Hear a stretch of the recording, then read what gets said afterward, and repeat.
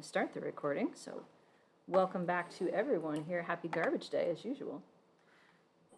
I have long instructions, but please read them because they will prevent you from making mistakes that will otherwise waste your time. In particular, troubleshooting help.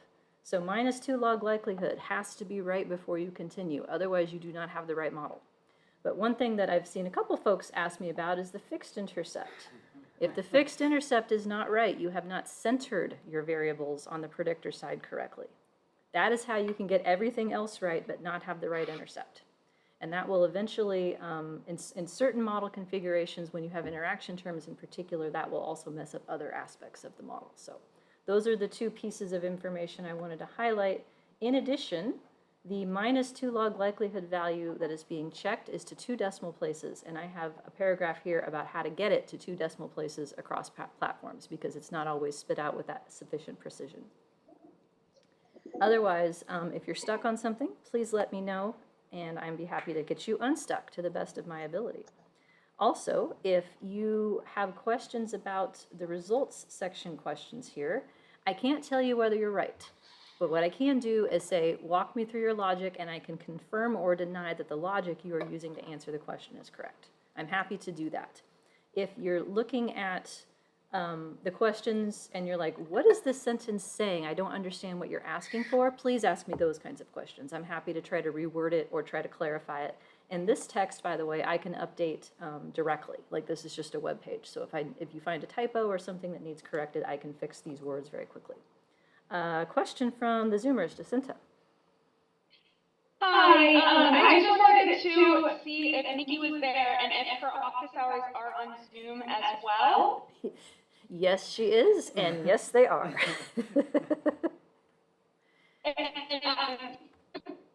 And, 2 o'clock?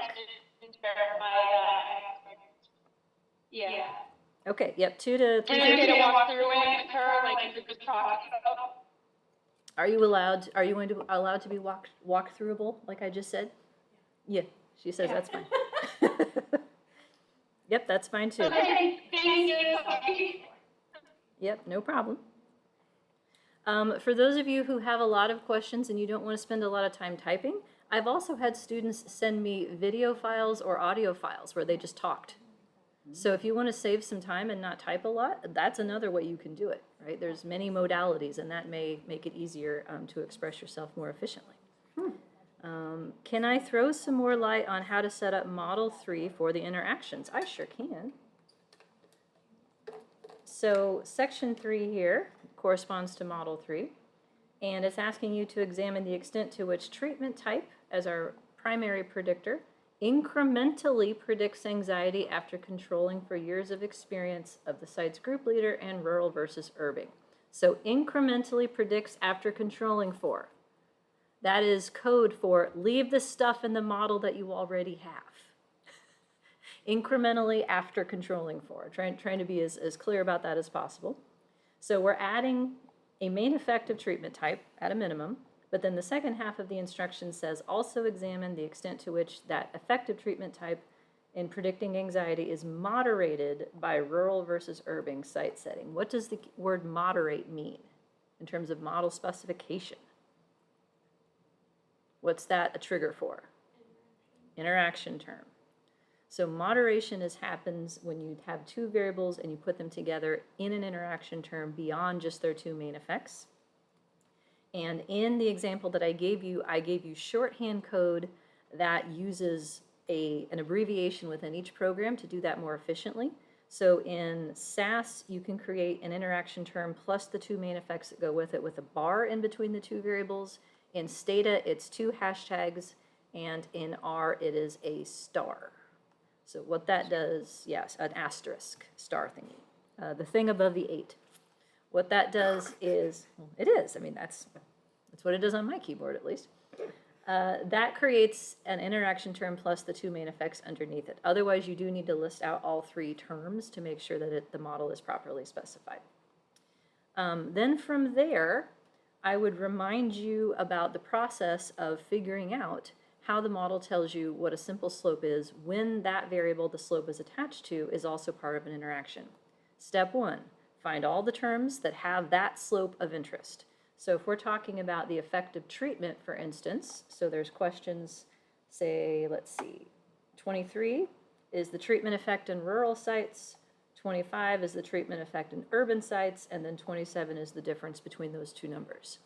So if I want the fixed slope of treatment as the thing I'm asking for in the question, step one is to figure out what fixed effects in your model have treatment in them, and only those. Step two, factor out the treatment variable, and then the linear combination of fixed effects that is left is how you get the answer. And that is demonstrated in example 2 for a very similar problem involving an interaction with a binary predictor such as rural versus urban. Okay, does that help answer the question from the Zoomers or anyone else? Yes, okay. Anything else on this topic? No, we're good? All right, you reserve the right to change your minds. It's only Tuesday, it's not due until Wednesday night. I have office hours tomorrow afternoon. Nikki has office hours this afternoon, and email is fine for questions as well. In the meantime, I put up your next activity, which is a formative assessment, number 2, that is available in Icon. So that's under quizzes in Icon, and that is due Monday night. You should be able to answer all of it now, but it will become clearer after today and after Thursday. Okay. So it's on this current unit that we're talking about, which is level 1 predictors. Okay, anything I'm forgetting? Everyone's looking down. Zoomers, we good still? Yeah, I've learned not to be offended by that. Looking down means a lot of things. It means diligently taking notes or texting your friends or otherwise just avoiding eye contact so I won't call on you. I try not to cold call people, but upon occasion, right? Just to keep it fun, Yeah. If you're someone who really, really, really fears talking in class and you do not want me to ever cold call on you, tell me that privately and I'll do it. I made a deal with a student once who ghosted me and stopped coming to class because the student was afraid that I would call on them, and they were very anxious about talking in public. And I made a deal to never ever call on them again if they would show up. I will make that deal for anybody who really does not want to talk in public. And I will remind you that if you have questions and you're feeling shy about asking them in front of people, that is what the direct messaging feature in the Zoom chat will give you. You can talk to me privately and not out yourself. And those of you sitting in front of me can also log into the Zoom chat to see the terrible transcription and all the questions as well. So it's gotten better, I feel like, but it's still not great. Maybe that's what you're doing. You're looking down and reading the transcript and giggling to yourself at what it's saying. Nodding. Yeah, okay, that's fair. That's fair. A little bit of extra bonus entertainment. All right, then, back to the topic at hand. This is what we're talking about here. So I put up this slide 10 in lecture 3 as a reminder of what we started talking about last time. Let me ask a general question, and I'm going to wait a few seconds after I ask it to allow people to think about it. Why are level 1 predictors so much harder than level 2 predictors in these models? Why do I have 41 slides about this and an example, and all we've done is fixed effects, and we haven't even done anything more complicated yet? That's my question. What makes level 1 predictors so much more challenging than level 2 predictors? I'm going to do my counting.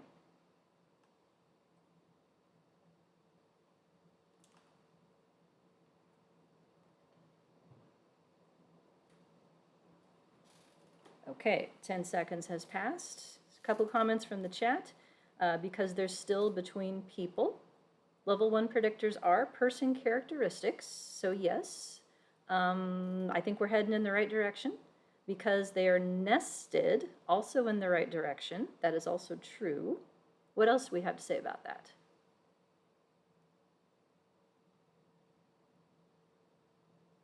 What do you think? So I'm looking at the slides too. But Fair. You're allowed to. You're allowed to use the answers in answering the question. That's fair. But from what it seems like reading, it's that very often we misspecify them. And it seems like we might do that because each one thing, the level 1 predictor itself is generally like 2 things. And I don't know if it's 2 or more or just 2, but I feel like that certainly complicates things as well. Yes, level 1 predictors are person characteristics. But to the extent that people are not randomly assigned to their clusters, level 1 predictors are also cluster characteristics in most cases. They are two things.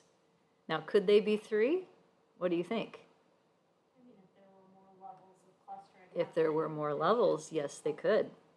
So if you had children within schools within different districts, there may be, if you had something like socioeconomic status as the token class textbook example, you have differences between children of their resources that may translate into differences between schools, and some schools belong to districts that as a whole have more resources than other district. So yeah, it could be two things, it could be three things, it could be four things, it could be.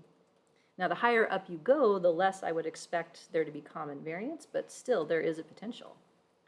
How do I know if it's two things or one thing or three things?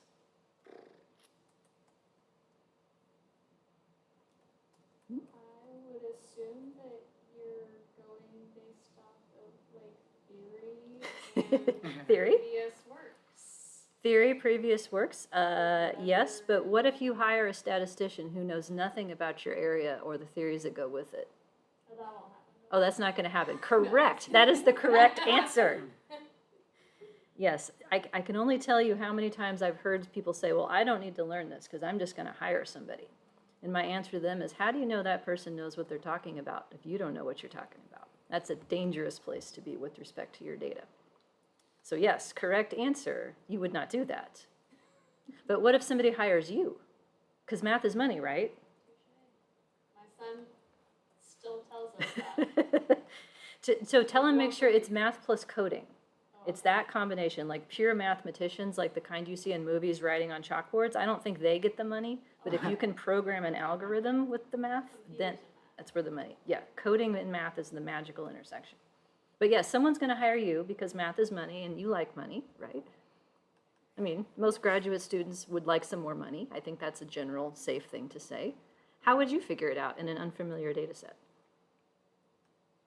I mean, I guess I would just start kind of poking around the data and seeing what sorts of correlations exist and, you know, things like that. And Poking? hopefully I stumble across the stuff I need. Poking and stumbling is an excellent first step. Nobody's gonna hire me. No, I'm not going to out you on the internet. Right? We're not using names for this conversation. But yes, we have two answers from the chat. ICC, Yes. direct poking. Yes, intraclass correlation tells us for each variable, if you treat it as the outcome, how much of its variance is at level 2 between clusters due to mean differences versus level 1 within clusters due to people differences. So what ICC value would I say means I don't need to worry about level 2 variance at all? There isn't any. The finger question. There's two answers, 0 or 1.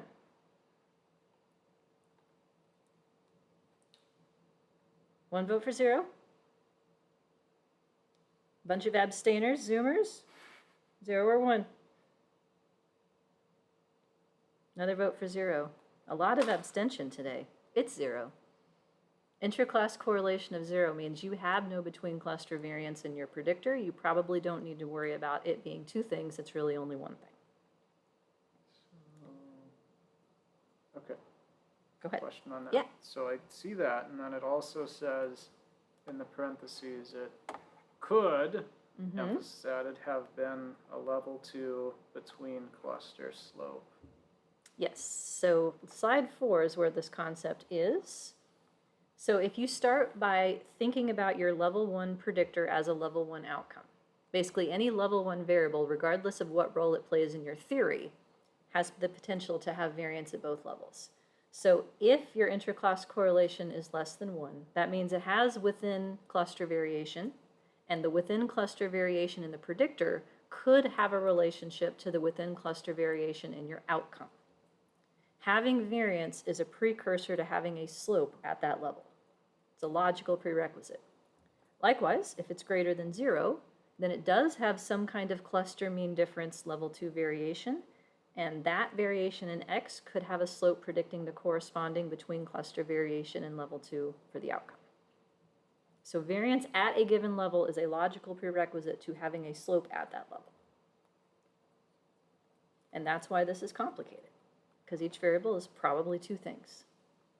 Only in very prescribed situations would this not be the case, like if you somehow were able to manipulate something and you were able to create just variation within a class and not between classes, like you assigned half the class to some condition and half the class to another condition, and you did that for all the classes, then it would be purely level 1, but that's rare. Okay, so then the trick is figuring out how to tell the model how we allow one variable to have two slopes. And we have strategies for that we started talking about, right? That sound familiar? Maybe? What's one strategy?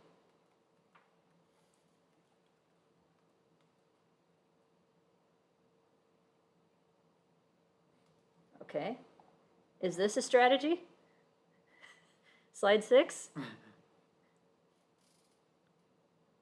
Only if you want to make me cry. Yes. So, and I apologize if I missed this the first time, but you say what not to do. That's right. But yet people do this. Yeah, they do. So, are they knowingly doing it wrong, or is it more of like a sin of like omission? Like, I didn't know, and I thought this was the best thing. I would say the majority of people who fit an incorrect model do not know they're being incorrect. There are certain people who have tried to make a theoretical argument that this is somehow acceptable, and I won't buy that. So, but I think they're in the minority. And yes, it says what not to do in bold. I would make bigger font with capital letters, but I thought maybe this was enough. But the reason this is what not to do is because this level 1 predictor only has one slope, and that means that one slope has to do the job of the level 2 part of it and the level 1 part of it at the same time. That is a constraint that is empirically testable and unlikely to be correct in practice. So then we have some choices. We started talking about first one, cluster mean centering. We started at the very end getting to the middle one. Do you want to go back over cluster mean centering? Would that be helpful? Are you feeling okay with that? Please. Please go over it, I'm assuming? Please. Please. Yeah. Okay. Yeah, I don't normally have people beg me not to review something, so I'm going to err on the side of review. And if you understand this perfectly, you're allowed to check your email or do whatever else. That's fine. All right, we'll start here then. 3 options. So slide 10, pick up with. So cluster mean centering is the first option.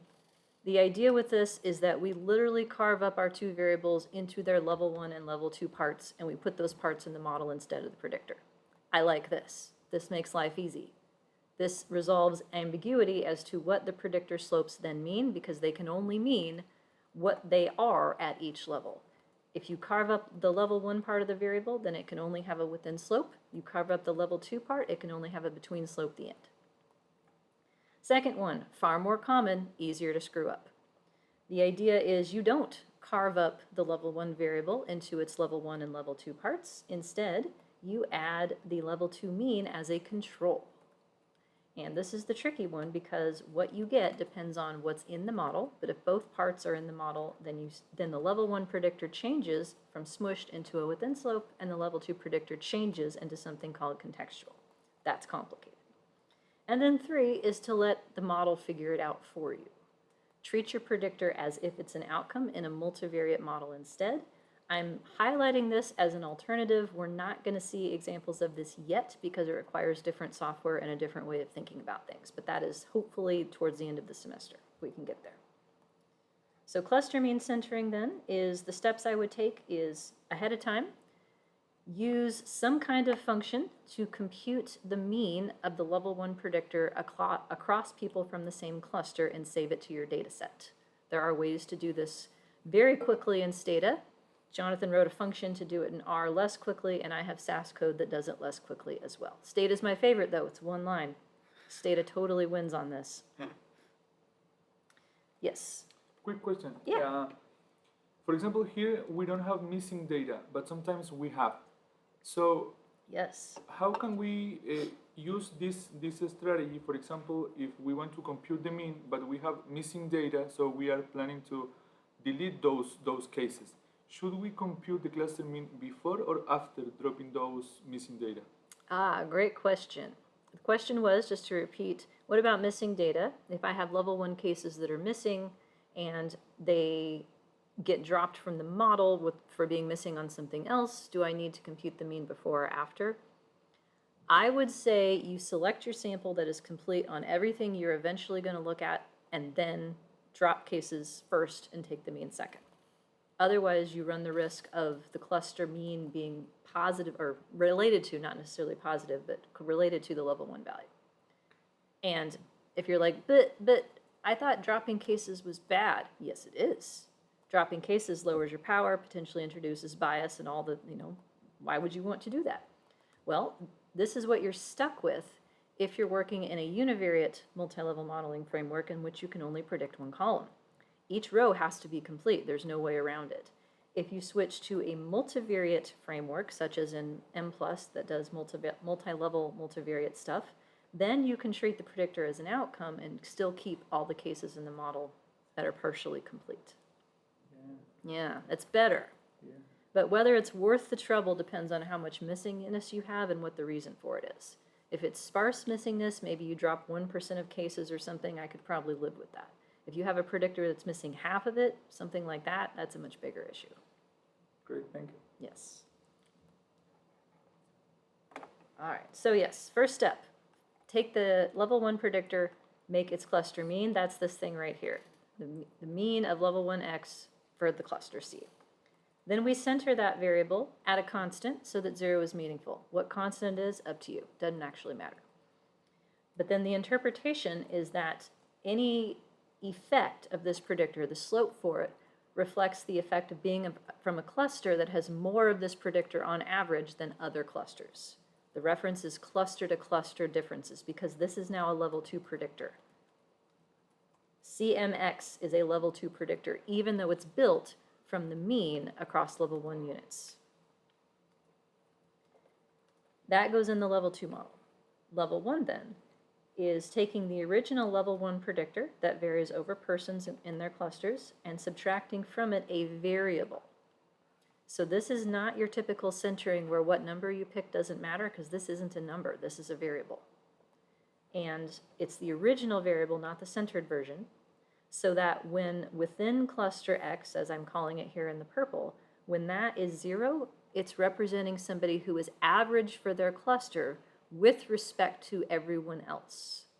So average for my cluster, we don't know, based on this variable, whether that is high or low in an absolute sense. We just know this person is relatively average.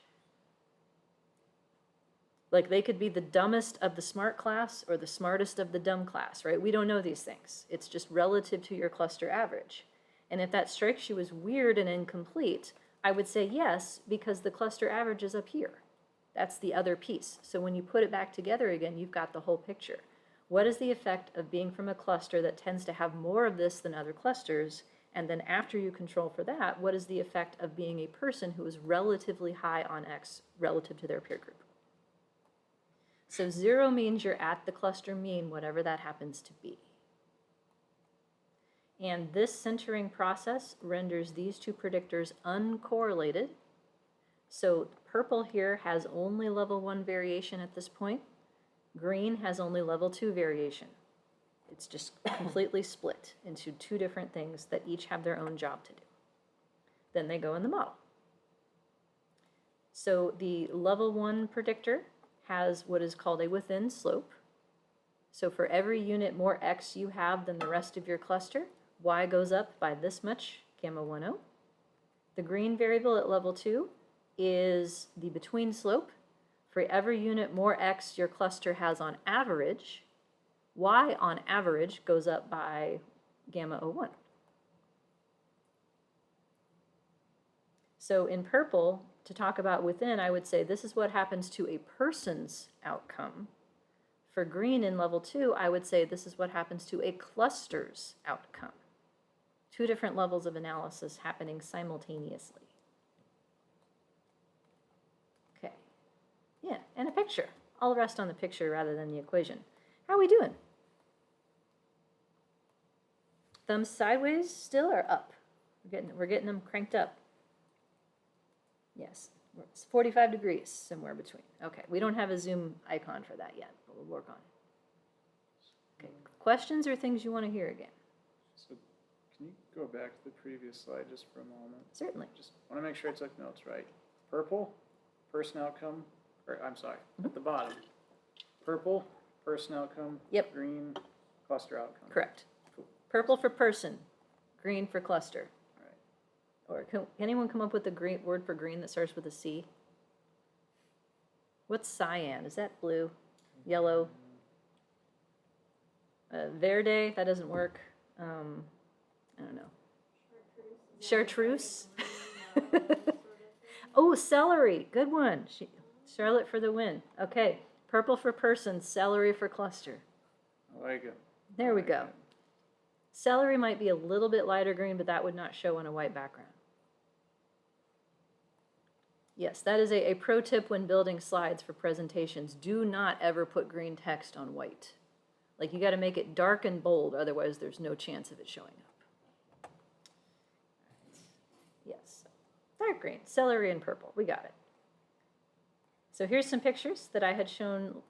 These are sort of prototypical cases trying to illustrate the difference between a between slope at level 2 and a within slope at level 1. The idea is this picture shows an effect that is purely level 2. So there is a difference as a function of the cluster mean, which each set of lines here is a different cluster. The slope through the cluster means is the level 2 slope, between slope.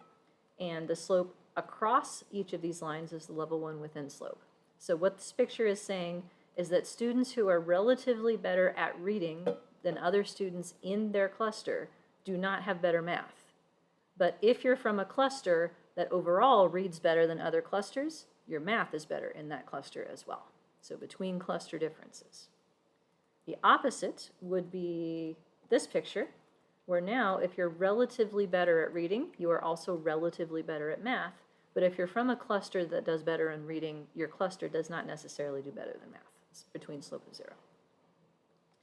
And then this one, and then we looked at results. Okay.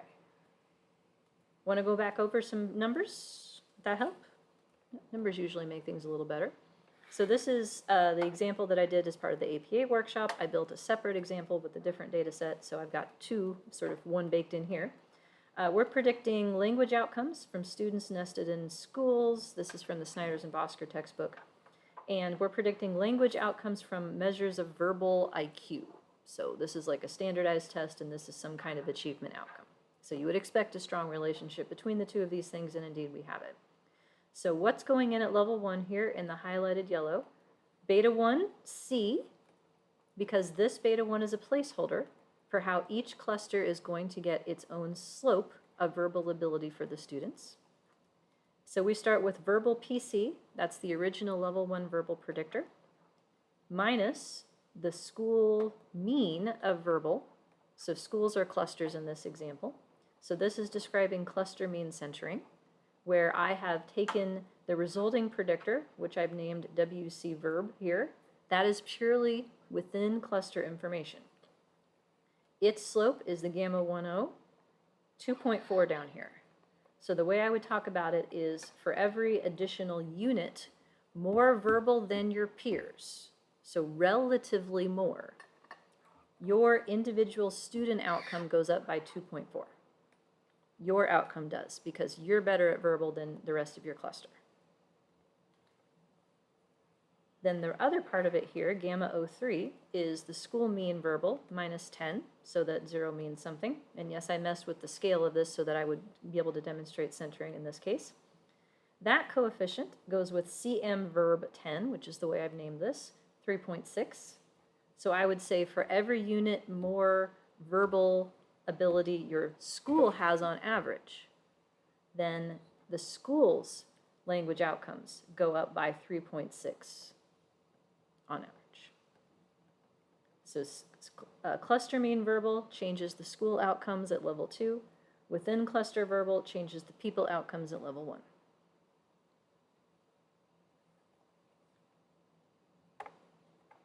Okay. Questions? Now what about effect size? There's a general rule here for what should happen in terms of which variance gets explained when you add a predictor. Do you remember the general rule? Maybe? Vladimir, you nodded. What's my rule? Let's see if you're thinking of the same one. I have a lot of rules. I don't know, but well, if that's a level 2 predictor, that's random intercept variance, level 1 residual variance, That is correct. but that's not the rule. It's close enough. It's close enough. When I look at this equation, I can tell you each new fixed slope is responsible for whatever variance-related term is in its row. So I add my level 2 predictor, it's supposed to reduce random intercept variance as represented by this U here. So U0 is a random intercept per cluster, but the idea of it is that we have one for each cluster and the model estimates the variability across clusters. That's my level 2 random intercept variance. And if a school average verbal ability matters, then this should be lower than it was before. And indeed, it was 62 and now it's down to 40 after including these 3 predictors. And then at level 1, whatever fixed effect would go in here still predicts the variance term that's in its row. That's E. So the job of a level 1 person predictor is to explain level 1 person within cluster variance. And that was 17, and now it's down to 8. And do you remember why this thing is here? To block the p-values? Because you ignore those. Yeah, that's a wall test for variances. Those are not, they're not the best way to test whether a variance is different than 0, because the closer to 0 the variance gets, the worse of an approximation this is. So we don't do that. We do likelihood ratio tests if you want to know if a variance is significant. Okay. So I like this for the reason that each of these predictors does its own job. You have removed all of the level 2 variance from the level 1 predictor, leaving only within information. The school mean and verbal has only level 2 variance, only between information, and so that's the only thing that its slope can be.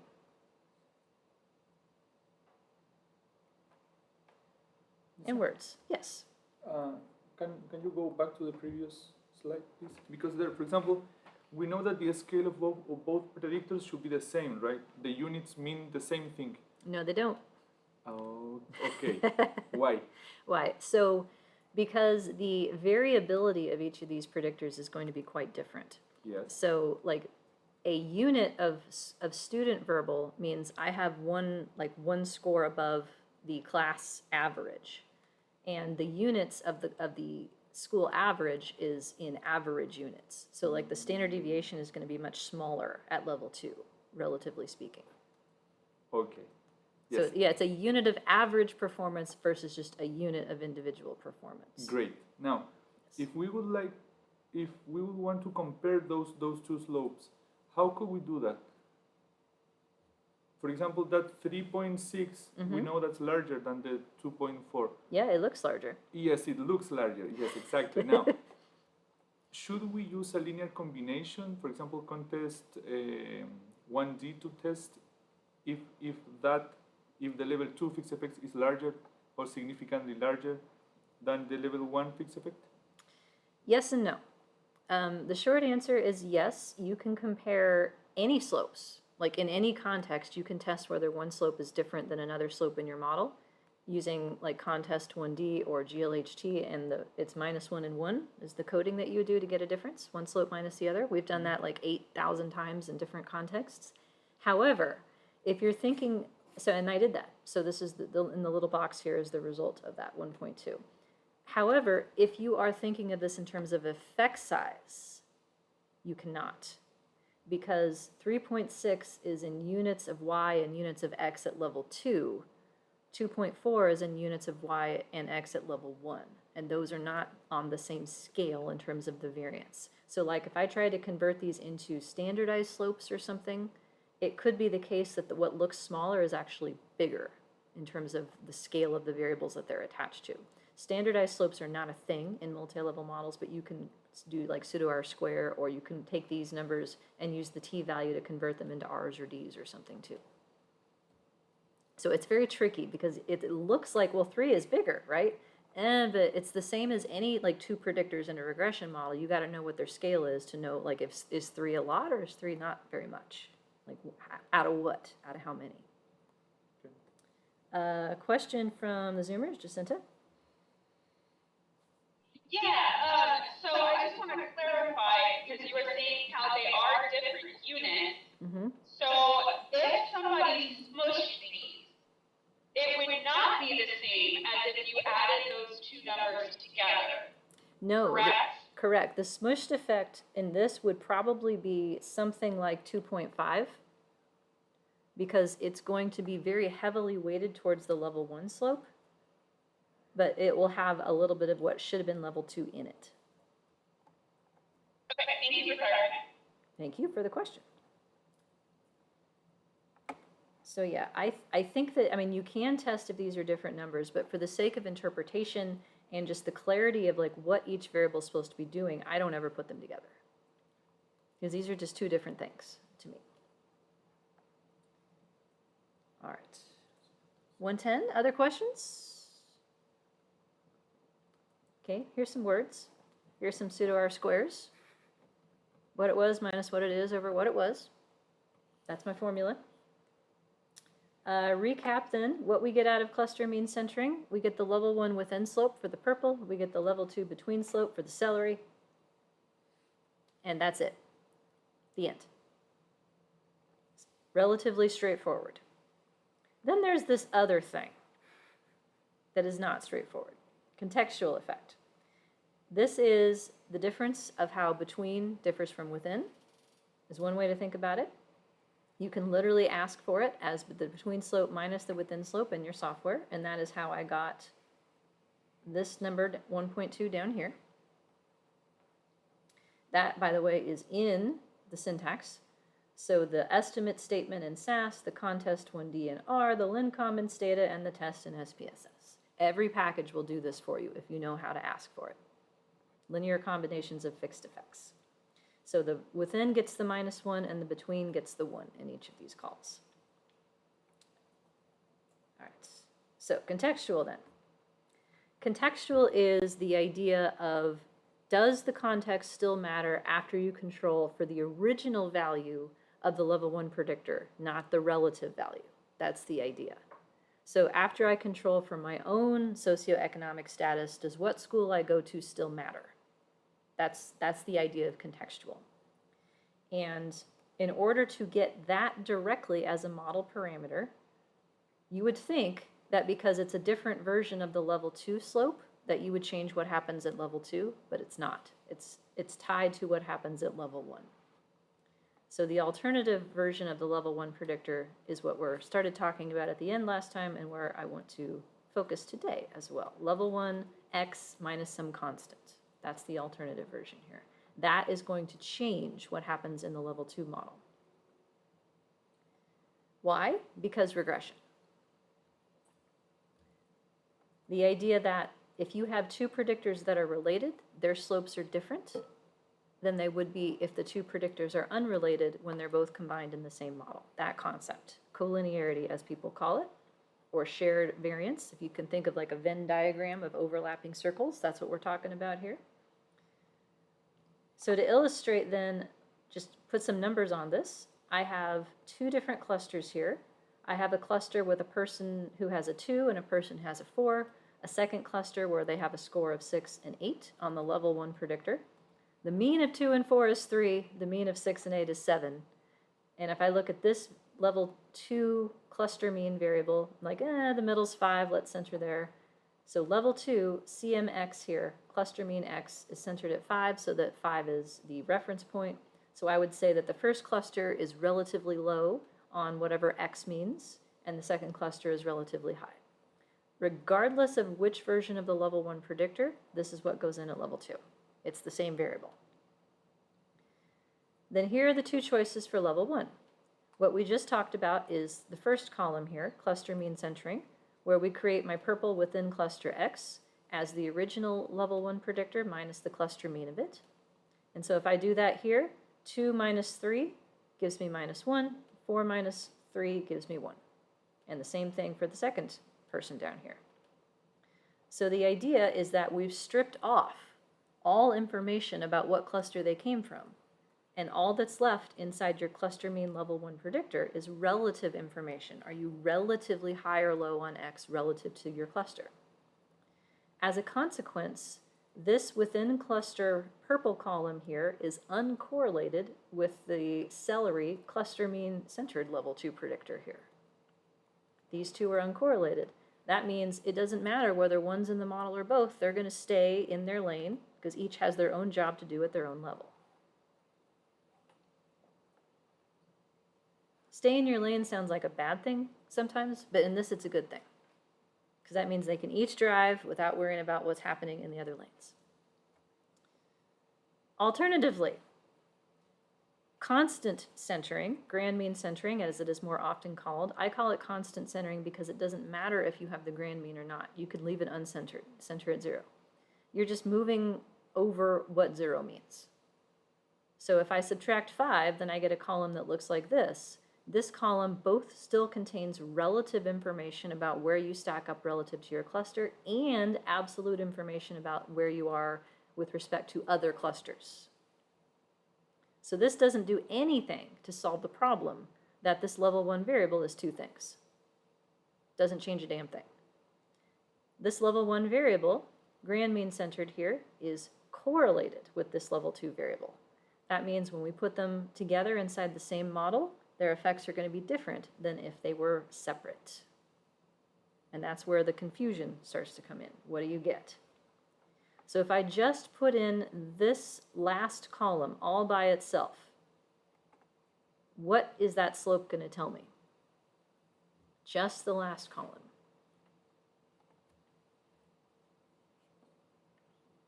It's kind of like the overall effect of whatever the thing is. The overall effect of the two different things that are buried in this one thing, which is what I call, starts with an S in my world,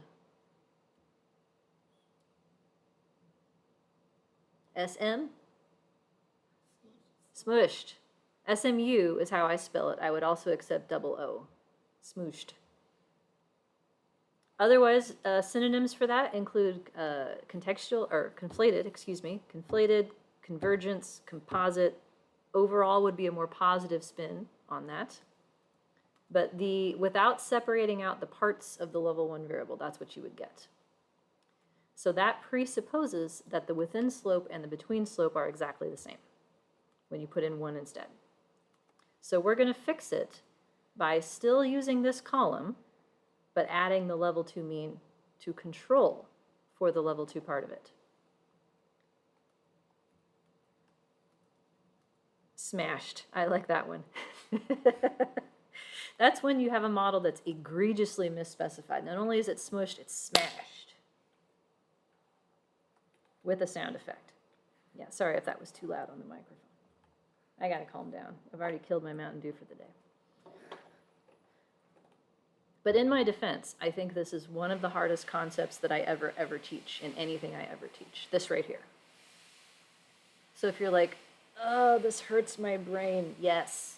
Yes, it does. All right. Stay with me, okay? So here's my alternative model.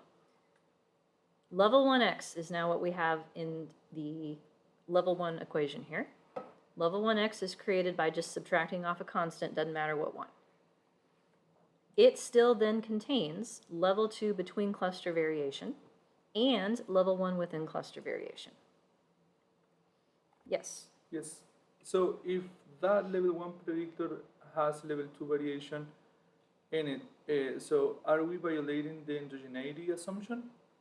If it were all by itself without the level 2 part, yes. Because to the extent that the predictor's effect isn't what it should be at level 2, the level 1 predictor will be correlated with the random intercepts at level 2, which violates endogeneity. Great. So if we add the cluster mean, that won't be a problem anymore. That is correct. Adding Wow, the okay. cluster mean fixes it. So in the presence of an endogeneity violation, some fields would say you shouldn't use random effects, you should use fixed effects instead to solve the problem. I would say you keep your random effects, just get your model right. Adding the level 2 mean is how we fix it. So level 2 mean here, it's the same variable, but now it's in like a, I don't know, teal? What would you call this? I went for something that would be different than green, but still like not overlap. Yeah, light blue. I don't know. I'm not creative enough with the color names. But point of the story, this is in a different color because it means something different. That's why. And note the level 1 predictor has turned purple. That's foreshadowing. So if we look at just the contents of these variables, the level 1 predictor has both between and within in it. Level 2 has between only. So if I put my regression hat on and I think about the idea of this is the unique effect of this predictor after controlling for the other predictors in the model, or holding constant the other predictors in the model, what does level 1x have that's unique to it that cluster mean x doesn't?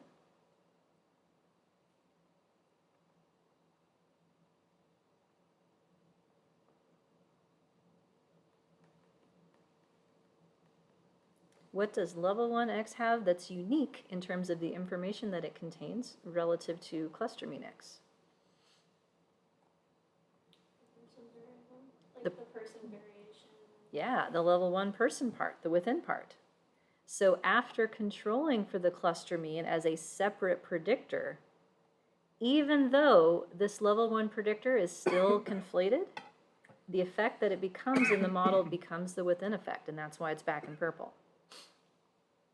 Its unique slope, after controlling for what cluster you're from, reflects only people information. Differences between people from the same cluster. Yeah, within person variation, within only, exactly. So it's been fixed. So there is nothing wrong with using constant centering or leaving it uncentered, right? Like if you have a binary variable, a 0-1 variable, you want to leave that alone, right? There's nothing wrong with that with respect to the fixed effects for it, so long as you put in the cluster mean x at level 2 to control. Then your within level variable truly is the within effect. So then what's the other one? Well, they both have between in it, but only the second one has only between.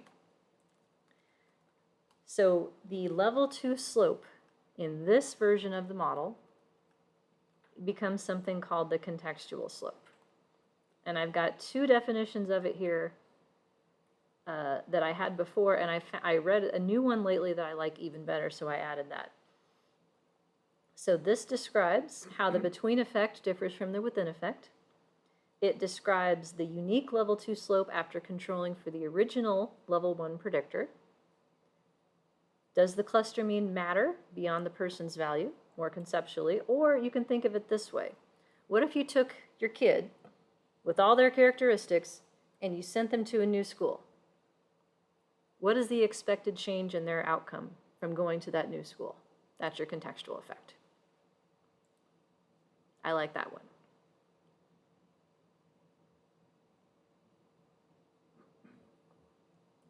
So this is the idea of incremental contribution of the cluster mean beyond just the person. Does it matter what school you go to? Does it matter what cluster you go to after controlling for your own stuff?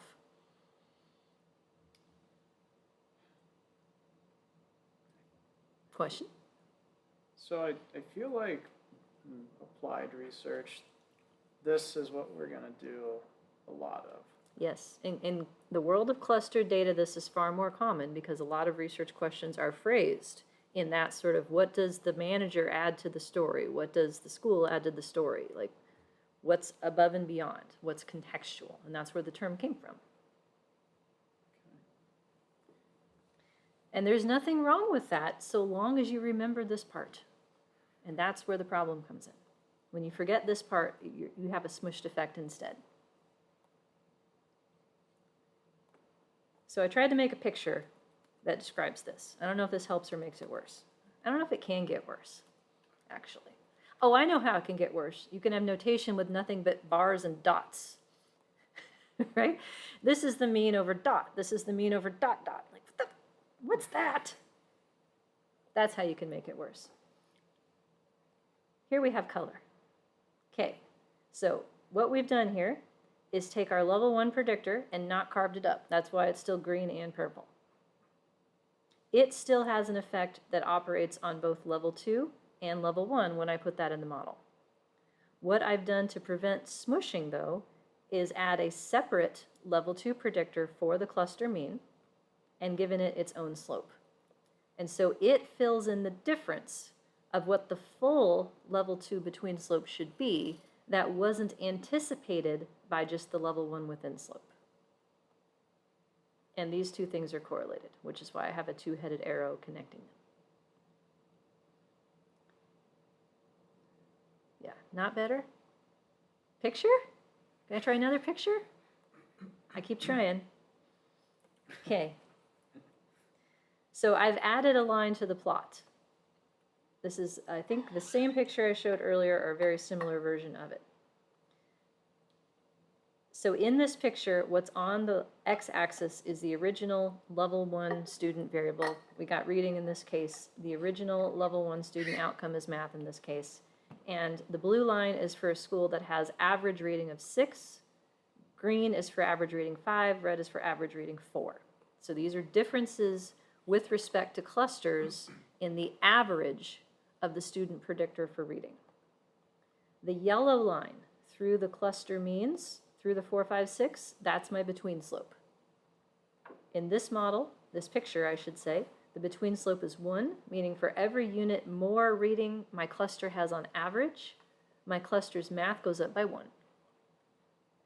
The within slope is 0 in this picture because if I go across each of these lines, for somebody who has relatively more reading than the rest of their peers, they don't have relatively better math. Within there's 0 relationship. The contextual effect is, I know this sounds insane, I'm going to say the slope of the vertical line. Math people are like, what should you just say? It's the increase, if it's not a slope.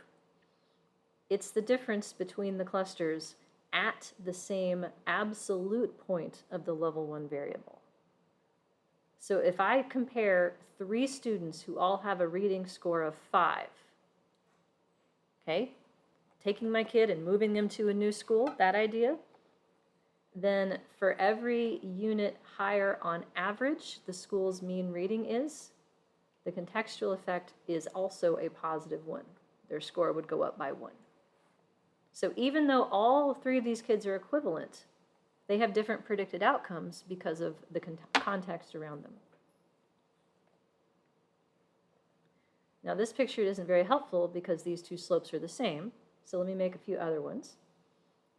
Here is a all within, no between picture. In this picture, relatively better readers have relatively better math, so there's a positive slope of 1 for each of these lines. But schools who have better reading on average do not have better math on average. The between slope is 0. The contextual slope is between minus within. 0 minus 1 yields a minus 1. That's the slope of this line right here. So if I have 3 students who all have 5s, the student who comes from a school where 5 is good has the highest outcome, followed by the student who comes from a school where 5 is average, followed by the student who comes from a school where 5 is below average. That's what a negative contextual effect would mean. It seems backwards, but you have to keep in mind that you're conditioning on the same value at level 1. So the between slope is the slope of the yellow lines. The contextual slope is the vertical line conditioning on the same value at x. And Vladimir, to your question the other day, it doesn't have to be 5. These are parallel lines. If I conditioned on 6, same difference. Now, why are they parallel lines? What must that mean? Because fixed effects are constant across groups. The fixed effects are constant across groups. Said differently, these are main effects only. Do you think there could be an interaction? Do you think that the effect of being relatively better at reading depends on what relative it is to? Sure. That's coming like next week, maybe the week after. Intra-variable interactions get even more fun. But yeah, we could make these lines not parallel, in which case the contextual effect would be specific to the centering value for your level 1 predictor. Here's another one. Can you pause for 1 second? Love to. I'll answer a question. Jacinta, go for it. Hey, so something is popping in my mind, and I'm not 100% sure how to word it. And maybe it doesn't have any significance at all. But I'm thinking of the student, you're saying if they moved schools. Mm-hmm. And when I think of students moving schools, I'm wondering if how much time that student has been at the new school matters. Because, Oh, yeah. Okay. Yeah. So first off, you don't need to preface this with, I'm not sure if this matters or not, because odds are good it matters if you're thinking of bringing it up here.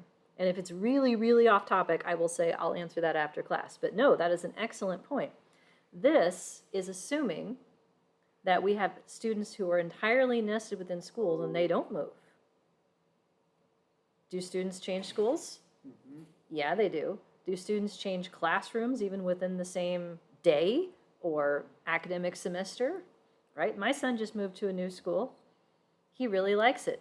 Wickham Elementary. He's very fond of it. They have a climbing wall in their gymnasium. I know. It's like, what? He was just impressed they had a gymnasium. He had never been to a school that had its own rec center, Mom, is what he told me. We have a legit rec center at our school. It has a climbing wall. So yeah, he's very happy with his new school, but keep kids move schools. So then if you have a longitudinal data set of some kind where you're following kids over time as they move, you have decisions to make that are both theoretical, based on what other people do / previous research, and empirically, I would say, defendable, as to how you address the contribution of the school they used to be at. So you could put in a random effect that stays with the kid. So like where they were before still predicts their scores after that, because you can't unchange them after they've been educated. Right? I mean, I was in this person's class and I can't come back from that, right? It's coming with me, for better or worse. Or you could make it so that the clustering effect, the random intercept, is only active, so to speak, when they're in that cluster. Those are choices. And there's different ways you can set up the model. You could have a decaying effect rather than a constant one that sort of goes down over time. And these are different ways, basically, that you would create custom random intercepts to answer that question. That would involve a crossed model, by the way, in which occasions are nested in students, occasions are nested in clusters, and students and clusters are crossed. We will see an example of that later this semester, I think, hopefully. I have at least one that I can point you towards. It's chapter 11 of my textbook, the second example. Okay, long answer to a short question. Did that help? Yes, thank you. Great. Other questions? Or things you want to hear again? Or hear differently? Okay, go new picture then. Here's yet another combination. I would say this one probably looks to me like what happens in most of the examples that I've seen. This is where there is a positive relationship both level 2 and a positive relationship at level 1, but they differ in size. So in this case, it is true that students who are relatively better at reading have relatively better math. The within slope in this, I think it's, my numbers are off here, I think. Yeah, this is only a half a change. But I'll fix the numbers here, but the concepts stay the same. probably a copy-paste error on my part. So relatively better at reading means relatively better at math within schools, and that is true for all the schools equally because this is a main effect. It is also the case that schools whose reading is better on average, so the blue school does better than the green school, does better than the red school, when you put the between slope through their averages. The contextual effect then is smaller because the between slope in this example is 2. The contextual effect is only, I think, 1.5 is what this looks like to me. So once I condition on 5, if I take my child with a reading of 5 and I move them to a different school, they get higher. The contextual effect is like a bonus for them. In the example that I built for you with the different data set, it's actually negative. That one's a little trickier to interpret. So they can be, a negative contextual effect can happen if you have a within effect that is larger than your between effect.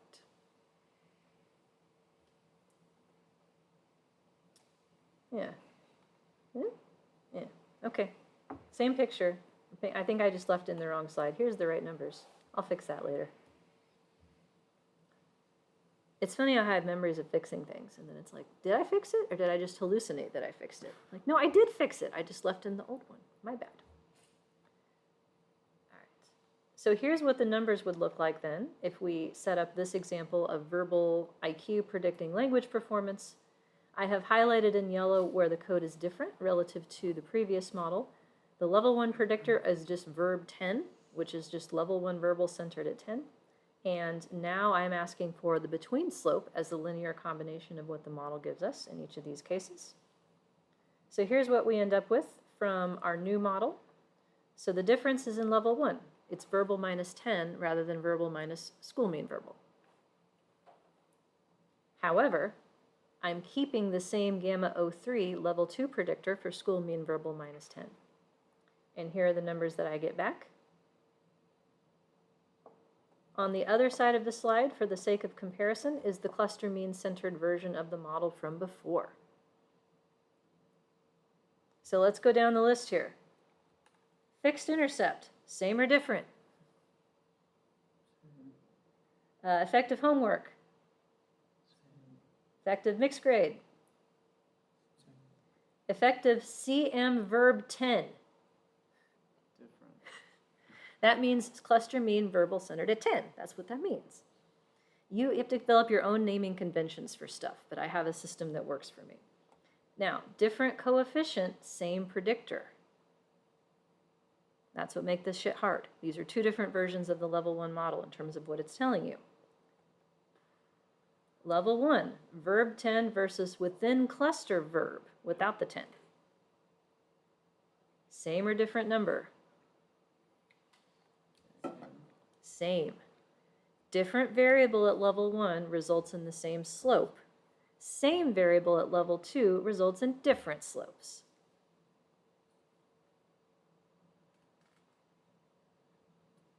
But as you can probably guess from everything else being the same,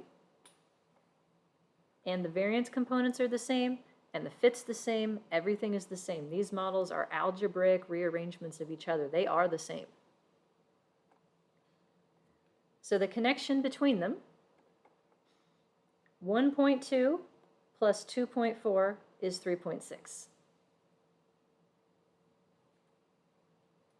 Contextual plus within is between. 3.6 minus 2.4 is 1.2. Between minus within is contextual. So the reason why the level 1 slopes are the same, even though they're attached to different variables, is on the left-hand side, verb 10 has been statistically controlled for its level 2 variance through the inclusion of cluster mean verb, whereas on the right side, the cluster mean centered variable, we removed the level 2 variance ahead of time. So there's no statistical control that is needed.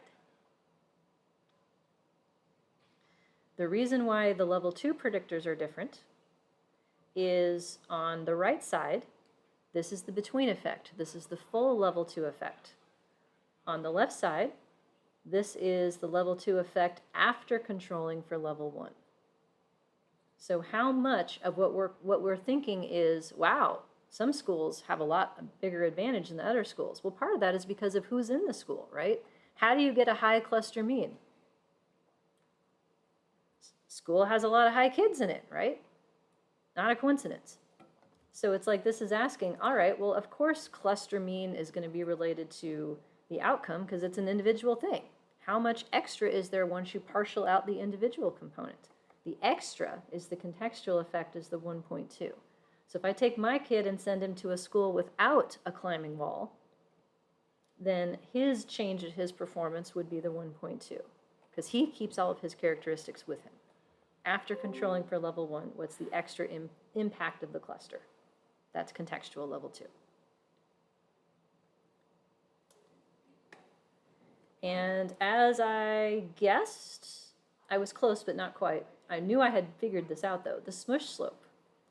If I was like, I don't understand this, I'm just going to put in one predictor and call it good, the slope is 2.47.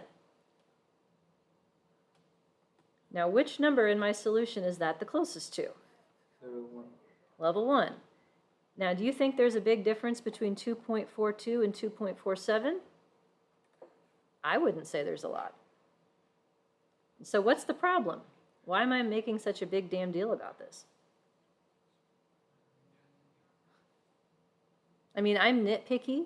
I'm like very detail oriented, anal, some would say. And even I can't like get out of bed in the morning about the difference between 2.42 and 2.47. Even me is like, it's fine. The interpretation would be wrong.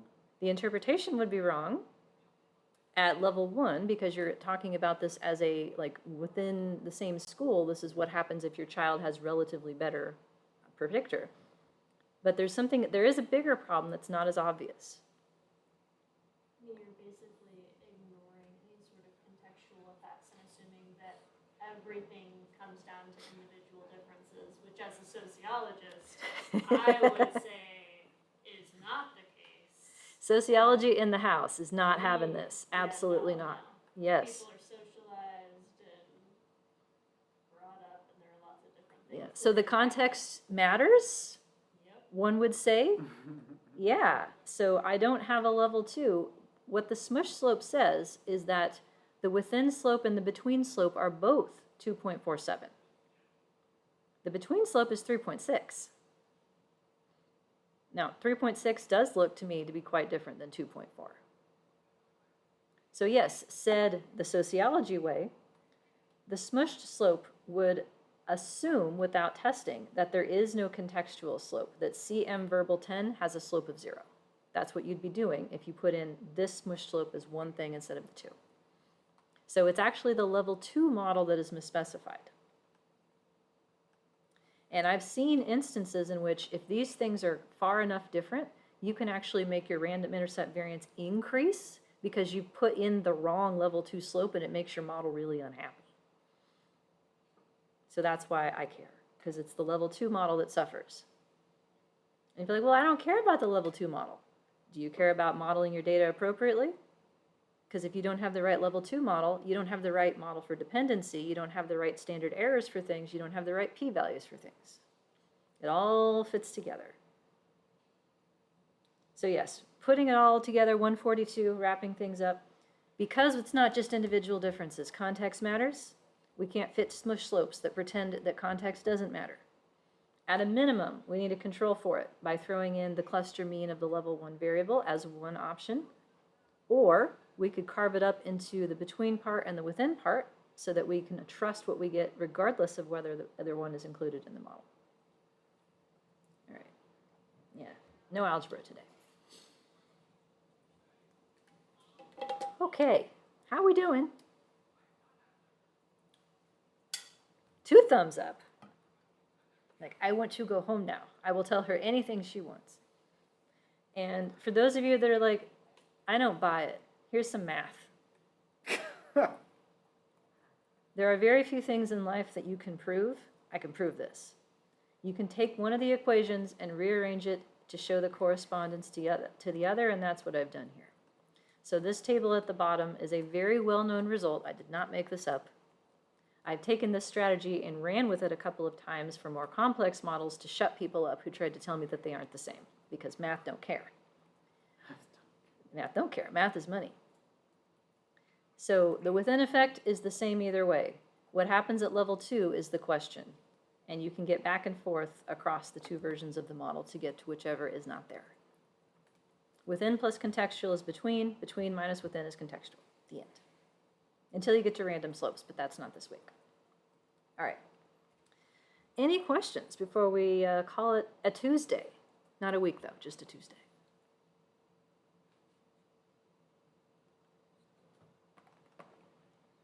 Or things you want to hear again quickly? Well, you got YouTube for that. I mean, to be fair, right? Assuming I'm recording. I'm Lisa, I do recording. have a question for you after class, if that's okay. Yes, I usually hang out until everyone is gone from Zoom and the room, and then I pack up. So I'm happy to stick around and answer questions. All right, then thanks for being here. Office hours tomorrow, homework due tomorrow. Let me know if you need anything. See you Thursday. Thank you. Bye, folks. Bye, Zoomers.